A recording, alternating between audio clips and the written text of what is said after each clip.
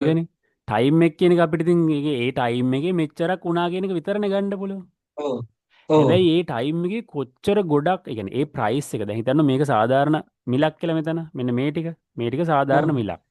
ඒ සාධාරණ ඔව්. මිලේ කොච්චර ගොඩක් ඒ කියන්නේ සාධාරණ මිලට ඇක්සෙප්ට් වුණාද කැමති වුණාද කියලා දැනගත්තොත් අපිට දැනගන්න පුළුවන් නේද මාකට් එකේ වැඩිම කැමැත්ත තියෙන්නේ මෙන්න මේ තැනට කියලා. ඔව්.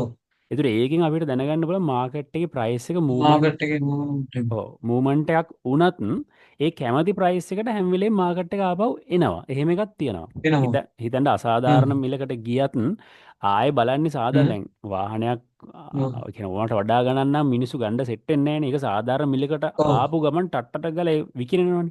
ඒ වගේ තමයි. ඔව්. හරිද සාධාරණ මිලකදී ඩිමාන්ඩ් එක වැඩි වෙනවා. එතකොට හ්ම්. හිතන්න මේ මෙතන ගමු. දැන් මෙතන ඔන්න අර නිකන් හ්ම්. දැනට හිතන්න අර විදිහට අනිත් පැත්ත හරලා. ඒ කියන්නේ VSA එක වගේම අනිත් පැත්ත හරලා බලන්න ඔන්න හ්ම්. දැන් මෙතන ප්‍රයිස් එකට අදාළව මෙන්න මෙහෙම ඕඩරයක් වදිනවා. හරිද? ওই පැත්තට. හරිද? හ්ම්. එතකොට හ්ම්. දැන් මේකේ නම් ටයිම් එකට අනුව ඉඳලා ඒ විනාඩි 5 ඉවර වුණාට පස්සේ ඊළඟ කැනල් එකට පනිනවනේ. VS එකේ. ඔව්. හැබැයි මේකේ ඔව්. පනින්න හිතන්නකෝ ඔයාගේ දැන් මේ ලක්ෂ 3 කියන ප්‍රයිස් එකට නම් ගොඩක් කැමති. ඒ 3 කියන ප්‍රයිස් එකේ ඕඩර්ස් ටික ඉවර වෙනකම් මේක මෙතන ඇඳෙන්නේ නැද්ද? ඇදෙනවා. ඒක තේරුණාද? දැන් අරගෙන ටයිම් එක ඔව්. අපි විනාඩි 5කට කඩලා තිනින්ද ඊළඟට ඒ කොච්චර වුණත් යනවා ඊළඟ කැනල් එකට. ඔව්. මේකේ ඔයාගේ ලක්ෂ 3ට මාකට් එකේ වෙලෙන්දෙක් දාලා තියෙනවා කියලා තමයි ලොකු ඕඩර් එකක්. හරිද? හ්ම්. මෙතනට හ්ම්. ඕඩර්ස් ලක්ෂයක් දාලා තියෙනවා. හරිද? ඕඩර්ස් ලක්ෂයක් හ්ම්. දාලා තියෙනවා කියලා හිතන්න. එතකොට ඔය ඕඩර්ස් ඔව්. එතන ලක්ෂ 3 කියන ප්‍රයිස් එකට. එතකොට ඒ ඕඩර්ස් හ්ම්. ලක්ෂ ඉවර වෙනකම්ම මෙතන කැන්ඩල් එක ඇඳෙන්නේ නැද්ද? ඇඳෙනවනේ. ඇදෙනවා. මොකද ඊළඟ ප්‍රයිස් ඔව්. ලෙවල් එකට පණින්නේ නැහැ මෙතන ඕඩර්ස් ලක්ෂ ඉවර වෙන්නේ නැත්තම්. ඔව්.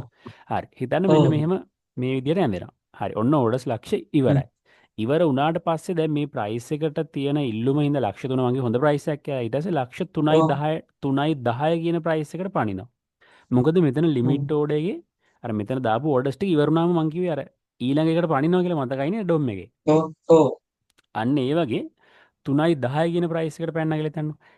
3යි 50 හ්ම්. කියන ප්‍රයිස් එකට එනකම් මේ ෆෝන් එක සාධාරණයි. එතකොට 3යි 10 හ්ම්. කියන ලෙවල් එකෙත් හොඳට මෙන්න මෙහෙම බිල්ඩ් වෙනවා කැන්ඩල් එක. හරිද? හ්ම්. හ්ම්. ඊළඟ එකෙත් බිල්ඩ් වෙනවා. 3යි 20 කියලා දන්නවා. ඊට පස්සේ 3යි 30 වගේ එක හොඳටම ඒ කියන්නේ ඒකේ ගොඩක් ගන්නවා. ඔන්න ඔය විදිහට ගොඩාක් හ්ම්. ගන්නවා. මෙහෙට විතර යනවා. 3යි 20 හ්ම්. කියන ප්‍රයිස් එකට ගොඩක් ඉන්ට්‍රස්ට් කට්ටිය ෆෝන් එක. හ්ම්. හරි ඊට පස්සේ 3යි 30 යනවා. අවුලක් නැහැ තාමත් ගන්නවා. 3යි